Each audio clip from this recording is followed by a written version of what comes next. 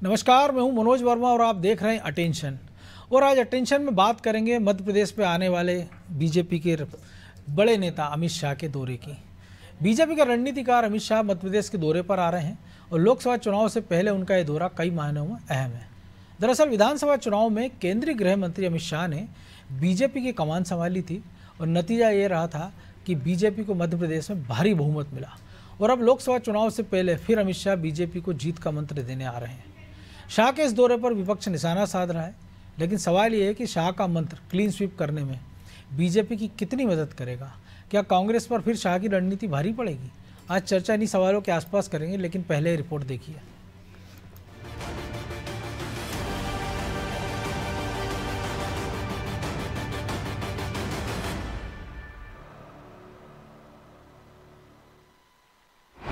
लोकसभा चुनाव की रेस, अमित शाह आ रहे मध्य प्रदेश। बीजेपी के चाणक्य और केंद्रीय गृह मंत्री अमित शाह 25 फरवरी को मध्य प्रदेश का दौरा करेंगे। ठीक लोकसभा चुनाव से पहले उनका ये दौरा काफी अहम माना जा रहा है। दरअसल बीजेपी का फोकस उन राज्यों में ही है जहां उसकी पहले से ही स्थिति मजबूत है। लिहाजा अमित शाह मध्य प्रदेश की 29 सीटों को जीतने के लिए बीजेपी को मंत्र देने आ रहे हैं। शाह ग्वालियर में बीजेपी के प्रमुख कार्यकर्ताओं से चर्चा भी करेंगे और ग्वालियर में बीजेपी की क्लस्टर मीटिंग भी होगी। इस बैठक में हर लोकसभा से करीब 80 प्रमुख कार्यकर्ता शामिल होंगे। इसके अलावा वो खजुराहो में लोकसभा की बूथ समिति सम्मेलन को संबोधित करेंगे। शाह के दौरे को लेकर बीजेपी नेता भी उत्साहित हैं। भारतीय राजनीति के आधुनिक चाणक्य कहे जाने वाले आदरणीय अमित शाह जी का दौरा कल विधानसभा चुनाव के बाद पहली बार वो भोपाल मध्य प्रदेश पधार रहे हैं। उनका दौरा लोकसभा चुनाव की दृष्टि से माननीय अमित शाह जी ग्वालियर के चारों लोकसभा के प्रबंध समिति के कार्यकर्ताओं को मार्गदर्शन करेंगे। इधर अमित शाह के दौरे पर कांग्रेस ने भी नजर बना रखी है। वो अच्छे से ये जानती है कि शाह का दौरा उसके लिए 24 में चुनौती बढ़ा देगा। लिहाजा कांग्रेस अपनी तैयारियों को तेज करने का दावा तो कर रही है, साथ ही शाह के दौरे पर तंज भी कस रही है। आदरणीय अमित शाह जी से अनुरोध करना चाहता हूं कि आपके विभाग के एनसीआरबी के आंकड़े ये कहते हैं कि मध्य प्रदेश सबसे क्राइम का नंबर 1 प्रदेश है। एनसीआरबी के आंकड़े कहते हैं कि हम भ्रष्टाचार में भी नंबर 3 पे हैं। भारत सरकार की रिपोर्ट अनुसार ये है कि हम 4थे नंबर के सबसे बड़े बेरोजगार हैं। जो वादे आपने दिए, चुनाव जीत गए, सरकार बना ली, वो पूर्ण कर रहा है। जाहिर है कि मध्य प्रदेश विधानसभा चुनाव की कमान भी अमित शाह ने ही संभाली थी, जिसके बाद बीजेपी ने मध्य प्रदेश में प्रचंड जीत हासिल की और अब 24 के रण से पहले फिर प्रदेश के नेताओं को वो फॉर्मूला देने आ रहे हैं जिसके दम पर वो क्लीन स्वीप कर सके। हालांकि लोकसभा चुनाव में शाह की रणनीति एमपी बीजेपी नेताओं के लिए कितना फायदेमंद साबित होगी और शाह की प्लानिंग के जवाब में कांग्रेस किस तैयारी के साथ मैदान में उतरेगी, ये देखना दिलचस्प होगा। ब्यूरो रिपोर्ट, अनाजी टीवी।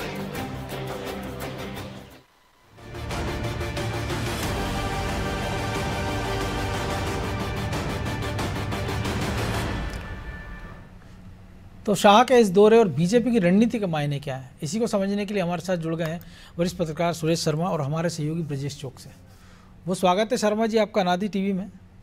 नमस्कार। विधानसभा चुनाव में बम्पर बहुमत, खजुराहो में 8 की 8 विधानसभा सीट बीजेपी के पास, बड़ी संख्या में वहाँ के सरपंच पंच या छोटे मोटे जो जनप्रतिनिधि वो बीजेपी में शामिल हो गए। 2 लोकसभा चुनाव के नतीजे बता रहे हैं 29 में से 27 और फिर 28 सीटें, वोट शेयर 50% से ज़्यादा। फिर भी अमित शाह को मध्य प्रदेश में समय देना पड़ रहा है, कारण? नहीं, देखिए, अमित शाह जी को किसी कारण से समय देना पड़ रहा होगा ऐसा मुझे फिलहाल नहीं लग रहा। और दूसरी बात यह कि अमित शाह जी चूंकि पार्टी के रणनीतिकार हैं और आधुनिक चाणक्य हैं भाई बीजेपी के कहे अनुसार, तो उनको सारे राज्यों की व्यूह रचना और परिणाम, इसके लिए उन्हें काम करना है। तो वो जब भी आते हैं तो वो डाटाज मांगते हैं कि भाई मैं अब ग्वालियर चंबल अंचल में हूँ तो आने वाली सीटों के बारे में क्या पोजीशन है, किस तरह का समीकरण है, किस तरह के वो हैं, अभी तक के डाटा क्या है, कौन सी जातियां हैं, कौन से पक्ष हैं, कौन विपक्ष में है, कितने वोट किधर जाते हैं, कितने किधर जाते हैं, ये सारे समीकरण लेकर के डाटा के आधार पर बैठते हैं सारे। या मोटा मोटा कि कमजोर कड़ी कौन सी है और मजबूत कड़ी कौन सी है। बिल्कुल ठीक है। यदि उनको बहुत शॉर्ट शब्दों में कहा जाए तो कमजोर कड़ी और मजबूत कड़ी का आकलन ले लेते हैं, और उस आकलन के बाद क्या काम करना है और किस तरीके से करना है, कैसे कहना है लोगों से जाकर के, या आपस में किसी कार्यकर्ता से वो सब करने के बाद यदि संगठन को लाभ हो सकता है तो वो आइए। तो सभी राज्यों में ऐसा कर रहे हैं। विधानसभा चुनाव के बाद का एक पक्ष जरूर है, उस पक्ष के बारे में हम सब लोग समीक्षा करेंगे। मुझे अभी ऐसा लगता नहीं है कि कोई बहुत बड़ा डैमेज हो सकता है जी। लेकिन शिवराज जी को मुख्यमंत्री से हटाए जाने के बाद और किसी भी कार्यक्रम में बहुत ज्यादा महत्व नहीं दिए जाने के बाद क्या उनके या उनके साथ के जो लोग हैं उनकी भूमिका क्या रहेगी, मुझे लगता है इसी भूमिका उसको हम थोड़ा सा ऐसे भी कर सकते हैं ना, हटाए जाने की जगह कि दोबारा नहीं बनाए जाने के बाद, क्योंकि हटाया जाना तो तब होता कि चुनाव के पहले हटा देते। हाँ, ये भी कह सकते हैं, वो ज्यादा सम्मानजनक शब्द है, पर ये बात सही है कि चुनाव से पहले ही उन्हें हटने के लिए कह दिया गया था कि आपको इस बार अगली बार नहीं बनाया जा रहा। तो कोई बात नहीं, मैं आपकी बात को मानते हुए संशोधित कर लेता हूँ। तो इसलिए जो है अमित शाह जी की जो रणनीति किस प्रकार की हो सकती है और किस प्रकार से भारतीय जनता पार्टी मध्य प्रदेश को काम करना है, किस एंगल से काम करना है, ये सारी चीजें वो बताएंगी। खजुराहो के बारे में भी उनका यही मंतव्य है। भोपाल में वो प्रबुद्धजनों से मुलाकात करेंगे, तब भी वहां भी ये संदेश देने की कोशिश करेंगे कि भारतीय जनता पार्टी ने केंद्र में रह करके इस प्रकार के काम किए हैं, जो मिलीजुली सरकारों की सारी व्यवस्थाओं को चेंज कर दिया उन्होंने। और इसके अलावा जो 3 बड़े प्रधानमंत्री रहे हैं, अटल बिहारी वाजपेयी जी, इंदिरा गांधी जी और जवाहरलाल नेहरू जी के कार्यकालों में से यदि किसी की भी समीक्षा करते हुए नरेंद्र मोदी से तुलना की जाएगी तो कहीं बराबर बैठेंगे, कहीं थोड़ा बहुत आसपास रहेंगे, तो पर बहुत कमजोर दिखाई नहीं देंगे। तो ये जो सारे समीकरण है ये प्रबुद्ध जनों को बता देंगे वो, और बाकी के कार्यकर्ताओं में उनके आने से उत्साह पैदा होता है। जी ब्रजेश जी, दौरा तो पहले से प्रत्याशित था, ऐसा भी नहीं कि अचानक से बना है, लेकिन जो परिस्थिति है पिछले एक सप्ताह में हम देख रहे थे कि कमलनाथ और नकुलनाथ के या उनके समर्थकों की बीजेपी में आने का, फिर घटनाक्रम बदल जाता है और फिर राहुल गांधी की यात्रा उसी ग्वालियर चंबल से मध्य प्रदेश में घुसेगी, जब कांग्रेस पिछले 2 चुनाव से थोड़ा अच्छा परफॉर्म कर रही है, चाहे वो नगरीय निकाय की बात कर लें हम, चाहे विधानसभा चुनाव की बात कर लें। हालांकि इस बार बीजेपी ने थोड़ा अच्छा किया है पिछले चुनाव के मुकाबले, तो शायद अब मौजूदा बदली परिस्थितियों के कारण एक नई रणनीति के साथ पहुंचेंगे अमित शाह। देखिए मनोज जी, निश्चित तौर पर नई रणनीति आपको बनाना होगी, क्योंकि आपने 400 सीटों का टारगेट रखा है। टारगेट आपको कहां से हासिल होगा? आप हिंदी बेल्ट में सर्वोत्तम स्तर पर पहुंच चुके हैं, सबसे ऊपर हैं आप। मान के चलिए मध्य प्रदेश की बात करें हम, 29 सीटों में से 28 आपको मिल गई। यहाँ गुंजाइश कितनी है आपको? 1 सीट की यदि आप बढ़ा पाएंगे तो। राजस्थान की देख लीजिए, छत्तीसगढ़ की देख लीजिए, तो यहाँ संभावना है और आपको यहाँ राजस्थान से तो 2 सीटों में 25-25, छत्तीसगढ़ में जरूर 11 में से 9 है। तो आप देखिए मनोज जी कि 1-1 सीट का आपको बढ़ाना पड़ेगी, क्योंकि कुछ जगह पर आप हिंदी बेल्ट में तो आप ऊंचे स्थान पर पहुंच चुके हो, लेकिन आपको नुकसान होने की संभावनाएं कहाँ है? आपको हो सकता है कि आंध्र प्रदेश में नुकसान हो जाए, आपको हो सकता है कि आपको कर्नाटक में नुकसान हो जाए, महाराष्ट्र में आपको नुकसान हो जाए। उसकी भरपाई के लिए महाराष्ट्र में आपने टुकड़े टुकड़े कर दिए। जो अपने सहयोगी गठबंधन सहयोगी थे, जो पहले एनडीए से छूट के चले गए थे, उनको साथ लाने का जतन आप कर रहे हैं। देखिए आप बिहार में आप बात कर लीजिए, नीतीश कुमार को लाए हैं ताकि आप वहां पे ज्यादा नुकसान ना उठा सकें। अकाली दल से आपकी बातचीत चल रही है ताकि पंजाब में भी कुछ ना कुछ आपको हासिल हो सके। रही बात आपको, क्योंकि कुछ राज्यों में तो आपको केरल में कुछ नहीं मिला, आपको तमिलनाडु में कुछ नहीं मिला, और जिन राज्यों में मिला है वहां खोने का डर है आपको। तो अब उन परिस्थितियों में यदि नुकसान होता है आपका, तो भरपाई कहां से करेंगे? जहां से 1-1 सीट आपको बढ़ाना पड़ेगी, तब जाके आप 400 का जो टारगेट आपने रखा है, 370 का टारगेट बीजेपी का और एनडीए का 400 का टारगेट है, उसको आपको हासिल करना पड़ेगा। आप देखिए कि 2014 में उनको 31% वोट मिलते हैं, सीटें कितनी रहती है? 282 सीटें रहती हैं। 2019 में हम देखते हैं कि 31 से 37% हो जाता है, 6% की वृद्धि होती है और आपकी सीटें 303 बढ़ जाती हैं। लेकिन आप ये ना भूलें कि उसमें आंध्र प्रदेश का भी योगदान है, उसमें कर्नाटक का भी योगदान है। जिन स्टेटों में आपको कभी नहीं मिलता था, तो आप वहां भी आप एक तरह से सर्वाइव करने की कोशिश कर रहे हैं। चाहे हम देख रहे हैं कि दक्षिण के जो हीरो हैं, जो फिल्मों कलाकार हैं, उनके जरिए आप वहां पैठ बनाने की कोशिश कर रहे हैं, चाहे अन्य छोटे छोटे दलों को जोड़ने की कोशिश कर रहे हैं। तो टारगेट जो आपने रखा है उसके हिसाब से, क्योंकि आपको कुछ जगह पर नुकसान होने की संभावना है, तो उन संभावनाओं की पूर्ति कहां करोगे आप? तो जो बेल्ट आपके सुरक्षित है मनोज जी, चाहे मध्य प्रदेश हो, चाहे छत्तीसगढ़ हो, चाहे राजस्थान हो, चाहे उत्तर प्रदेश हो, वहां आप ज्यादा से ज्यादा कोशिश करोगे ताकि आपकी वहां पे जो बूम है राम मंदिर के बाद से, तो उसका ज्यादा से ज्यादा लाभ उठा सको। तो यह संभावना है ना, मध्य प्रदेश में 29 की 29 सीट जीतने की संभावना है, छत्तीसगढ़ में 11 सीट जीतने की संभावना है, इसी तरह राजस्थान में और उत्तर प्रदेश में आपको संभावना है, महाराष्ट्र में भी आपने संभावना है, बिहार में आप वो संभावना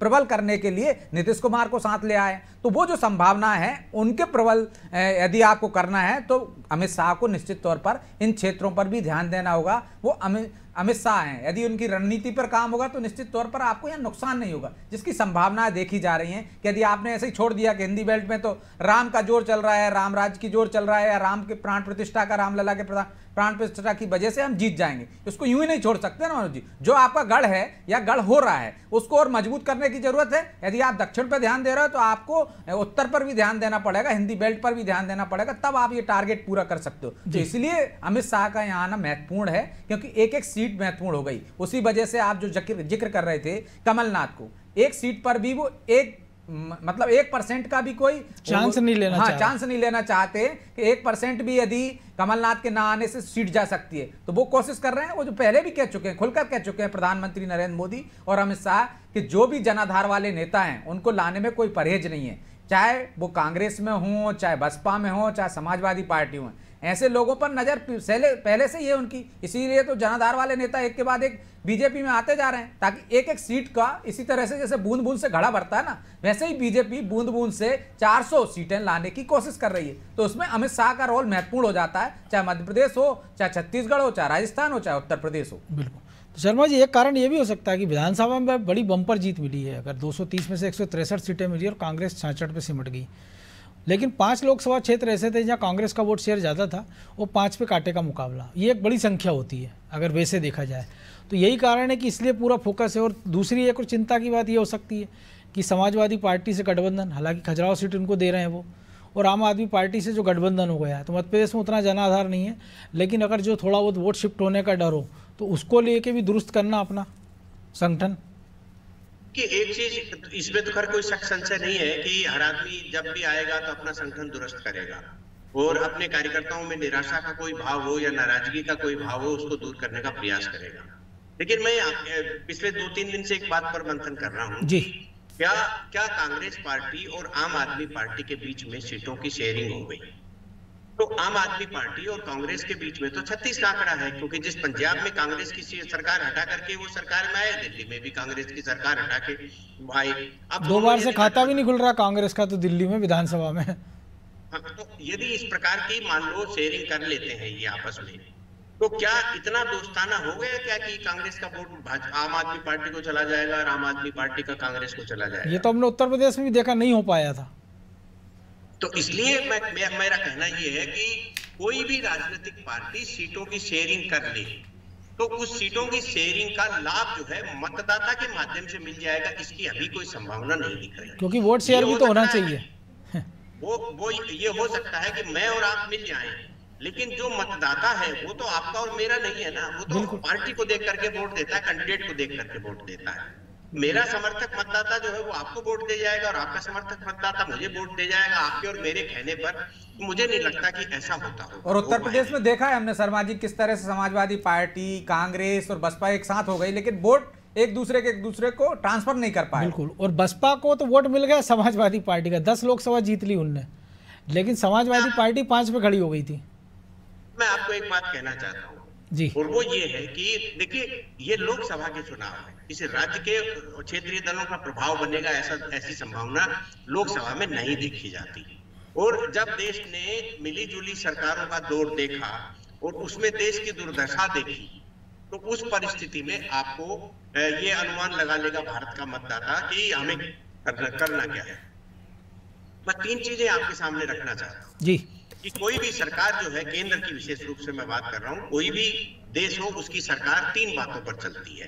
पहली बात होती है कूटनीतिक, दूसरी बात होती है राजनीतिक और तीसरी बात होती है व्यवसायिक, सांस्कृतिक। ये 3 बातें होती हैं। नरेंद्र मोदी की सरकार आने बाद में कूटनीति के ऊपर यदि 2 लाइन में बोला जाए तो ये बोला जा सकता है कि पाकिस्तान से अभिनंदन को लेके आए, रूस और यूक्रेन के युद्ध के बीच से छात्रों को लेकर के आए, और कतर से मौत की सजा पाए हुए पूर्व सैनिकों को लेकर के आए। तो ये कूटनीतिक सफलता है।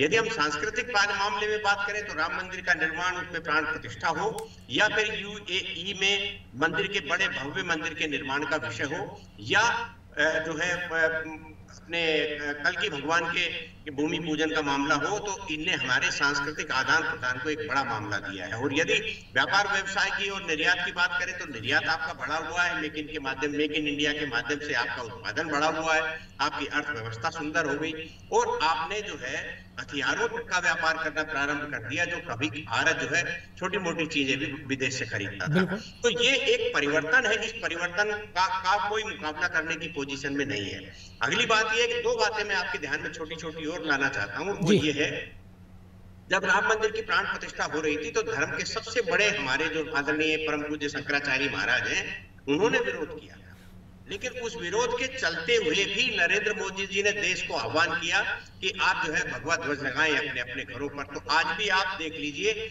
अधिकांश लोगों के घरों पर भगवा ध्वज है, यानी कि गली मोहल्ले जहाँ निकल जाइए आप ये दिखाई देता अभी भी।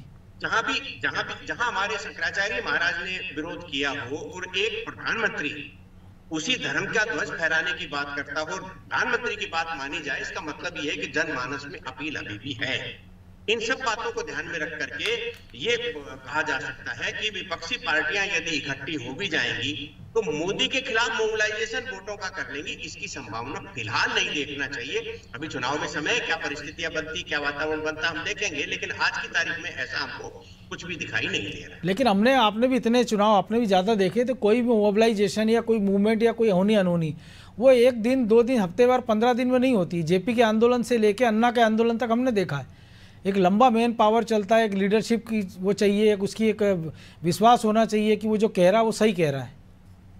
विनोद जी, ये बात आप बिल्कुल सही कह रहे हैं कि एक बड़ा मूवमेंट होता है तब जाकर के जनमानस में बदलाव आता है, और मुझे अभी देश में कोई भी नेता ऐसा नहीं दिखाई दे रहा जो देश को अपील करे और उस अपील को स्वीकार करे।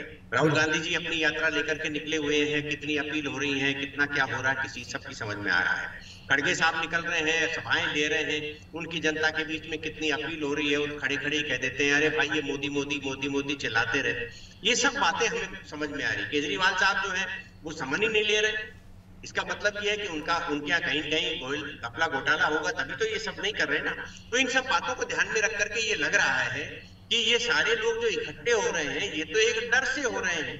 इनको तो एक भ्रष्टाचार के खिलाफ जो 0 टॉलरेंस की बात है उसको लेकर के एक दबाव बना हुआ है, ये सारे लोग इकट्ठे हो रहे हैं। कहीं तो अब तो ऐसा नहीं लग रहा, वो तो ऐसा हो गया कि भ्रष्टाचार पर 0 टॉलरेंस कर दिया कि ठीक है जो है वो भ्रष्टाचार नहीं शिष्टाचार। लेकिन ब्रजेश जी बात वही है कि रणनीति की बात करें तो ऐसा नहीं कि मध्य प्रदेश के संगठन की सराहना दिल्ली तक में हुई है। इस चुनाव में हमने देखा कि बूथ जीतने वाला जो कॉन्सेप्ट था मध्य प्रदेश उस पर खरा उतरा है, इसकी भी चर्चा दिल्ली में हुई है। तो एक ही 2 चीज़ भी हो सकती है ना कि एक तो वो अपनी बात करेंगे, अमित शाह अपना मंत्र देंगे, और मध्य प्रदेश की जो संगठन ने इस दिशा में जो काम किया है तो वहाँ से कुछ नई चीज़ निकलती तो उसको देश के बाकी हिस्सों में संगठन को आगे ले जाना कि देखिए मध्य प्रदेश ने इस दिशा में बहुत अच्छा काम किया, इसको यहाँ ले जाना है या इस पर आगे बढ़ना है। देखिए मनोज जी, लक्ष्य पहले से बीजेपी का तय है, चाहे तो हर बूथ पे 370 आपको वोटर्स बढ़ाना हो। उनका लक्ष्य ये भी है कि आपको हर राज्य से 50,000 लोगों को रोज आपको राम मंदिर रामलला के दर्शन कराने ले जाना है। लक्ष्य को साधने के लिए वो हितग्राहियों तक पहुंच रहे हैं। आप देखिए बाकायदा हर जिले में कॉल सेंटर बन रहा है। मध्य प्रदेश तो एक उदाहरण है, हर प्रधानमंत्री बात कर रहे हैं, आज छत्तीसगढ़ में उन्होंने बात की। तो आप देखिए किस तरह से बीजेपी अपने लक्ष्य को हासिल करने की दिशा में बढ़ रही है, वो लगातार उस दिशा में कदम उठा रही है, वो अपने फीडबैक ले रही है, अपने मतदाताओं से लेकर हर मतदाता तक पहुंचने की जो उनकी एक रणनीति है उस पर काम किस तरह से हो रहा है ये अमित शाह मध्य प्रदेश से लेंगे। और मध्य प्रदेश बेहतर काम करता है, इसलिए मध्य प्रदेश से भी निश्चित तौर पर जो अच्छी चीजें रहती है वो दूसरे राज्यों में हमने देखा किस तरह से उनका प्रयोग किया जाता है, उनको वहां पे कराया जाता है। और अब आप देखिए प्रवासी नेता भी आएंगे बाकायदा कि जो बूथ पर रहेंगे, मतदान केंद्रों पर और पन्ना प्रमुखों से भी रिपोर्ट लेंगे, वो खुद जाकर देखेंगे मतदाताओं से आपके लोगों ने संपर्क किया कि नहीं। क्रैश चेक करने की भी एक रणनीति है। तो उस रणनीति के तहत और निश्चित तौर पर यदि गठबंधन की भी जो आपने बात की है कि मध्य प्रदेश में समाजवादी पार्टी का गठबंधन होगा, मुझे नहीं लगता कि इससे कुछ ज्यादा फर्क पड़ने वाला। मध्य प्रदेश में 2 दलीय व्यवस्था है, वो वैसे भी सीट कांग्रेस लगातार हारती आ रही थी और पिछली बार तो वहां जीत का बीजेपी का मार्जिन भी बहुत बड़ा हो गया था, 5 लाख तक पहुंच गया था। मैं वही कह रहा हूं, इस विधानसभा में तो सारी विधानसभा सीटें बीजेपी के पास है। कांग्रेस ने उत्तर प्रदेश में जो समझौता हो, उस समझौते के तहत, क्योंकि हमने देखा है कि वहां पे बाकायदा प्रदेश स्तर का मुख्यालय बनाने जा रहा है समाजवादी पार्टी का खजुराहो में, तो उन्होंने वो सीट पर प्रभाव बनाने के लिए आसपास से वो सीट ले ली हो, उत्तर प्रदेश के समझौते का एक हिस्सा हो सकता है। और इस गठबंधन के बाद एक कांग्रेस नेता से मेरी बात हुई थी, शर्मा जी, उन्होंने बड़ी एक दिलचस्प बात कही कि खजुराहो जाने के बाद कम से कम अगर छिंदवाड़ा हार भी जाते हैं तो बीजेपी ये दावा नहीं कर पाएगी मध्य प्रदेश में कि उसने हमको 29 की 29 सीटों पर हरा दिया है, क्योंकि हम लड़ी 28 पर रहे हैं। निश्चित तौर ये मैं रियल किस्सा बता रहा हूँ आपको। और रही बात, हमने ये भी देखा है मनोज जी कि चाहे अब मतदाता इतना परिपक्व हो गया है, लोकतंत्र इतना परिपक्व हो गया है कि आप देखिए कि विधानसभा में वो किसको चुनता है और लोकसभा में किसको चुनता है। इसका बड़ा उदाहरण मध्य प्रदेश से तुलना मत कीजिए आप, इसका बड़ा उदाहरण देख लीजिए आप दिल्ली से देख लीजिए, आप इसका बड़ा उदाहरण पश्चिम बंगाल से देख लीजिए, आप इसका उदाहरण देखिए आंध्र प्रदेश से देख लीजिए। तेलंगाना में बीजेपी को वोट शेयर 7% रहता, विधानसभा में 1 सीट मिलती, लेकिन लोकसभा में 17% शेयर और 4 लोकसभा मिलती। ये तो उदाहरण है। शर्मा जी कह रहे हैं उसी बात को आगे बढ़ाने कि जब वो लक्ष्य। जी शर्मा जी, नहीं, एक बात और विचार करने की है कि कांग्रेस जो समझौता कर रही है उस समझौते के अंदर एक इतना सा भर नहीं है कि उत्तर प्रदेश में समाजवादी पार्टी के साथ समझौता कर रही है तो मध्य प्रदेश जो उसकी ताकत वाला राज्य वहां से अनवांटेड रूप से सीट दे रही है। यदि दिल्ली और पंजाब में समझौता कर रही है तो गुजरात में जो है आम आदमी पार्टी को और अन्य दूसरे हरियाणा में भी राज्य इनको आम आदमी पार्टी को सीट दे रही है। तो आप ये देखिए जहां आम आदमी का एंट्री नहीं है वहां की सीटें भी कांग्रेस समझौते में दे रही है। इसका मतलब ये है कि आने वाले लोकसभा चुनाव में कांग्रेस गेन करने की बजाय अपने घर में सेंध लगवाने का काम कर रही है, वो केवल भयभीत होकर। और दूसरा एक नुकसान ये भी है ना मनोज जी, यदि हम पंजाब की बात कर लें, हम दिल्ली की बात कर लें, 2 राज्यों का उदाहरण ले लेते हैं, तो आम आदमी पार्टी किससे लड़के वहां खड़ी हुई? बिल्कुल, वहां बीजेपी का तो कुछ जनाधार था नहीं, या बीजेपी का तो कुछ सत्ता थी नहीं। यदि पंजाब की बात कर लें हम या दिल्ली की बात कर लें, दोनों ही जगह वो कांग्रेस का विकल्प बनी है। अब जब वो लोकसभा में एक साथ जाएंगे जो कांग्रेस को कोसते कोसते सत्ता तक पहुंचे हैं, तो आप बताइए मतदाता क्या नहीं समझदार है क्या? आज जो मैं कह रहा हूं लोकतंत्र परिपक्व हो गए, तो मतदाता को पता है कि कांग्रेस से ही लड़ना है इनको, अगला विधानसभा चुनाव भी कांग्रेस के खिलाफ लड़ना है। और ये भी एक दिलचस्प होगा कि आप दिल्ली में मिलकर चुनाव लड़ेंगे और पंजाब में एक दूसरे को गालियां देंगे। बहरहाल अब समय इतना ही था, इस चर्चा को विराम देना होगा। बहुत धन्यवाद शर्मा जी। तो निश्चित तौर पर अगर बीजेपी के सबसे बड़ा रणनीतिकार अमित शाह मध्य प्रदेश के दौरे पर आया और उस मध्य प्रदेश में जब बीजेपी की संगठन की जड़ें और सरकार की जड़ें गहरे तक जुड़ी हुई हैं, मजबूत हैं, तो ऐसे में शाह अगर कोई मंत्र लेकर आ रहे हैं तो जाहिर सी बात है उसमें अकेले मध्य प्रदेश की बात नहीं होगी, उसमें मध्य प्रदेश को लेकर जो रणनीति होगी, जो प्लानिंग होगी मध्य प्रदेश के संगठन की और अमित शाह के दिमाग में, उसको लेकर हो सकता है देश के बाकी राज्यों में भी उसको इम्प्लीमेंट किया जाएगा और उसका क्या नतीजा निकलेगा उस पर भी हमारी नज़र रहेगी। अटेंशन में आज इतना ही, मुझे दीजिए इजाज़त और आप देखते रहिए अनादि टीवी। नमस्कार।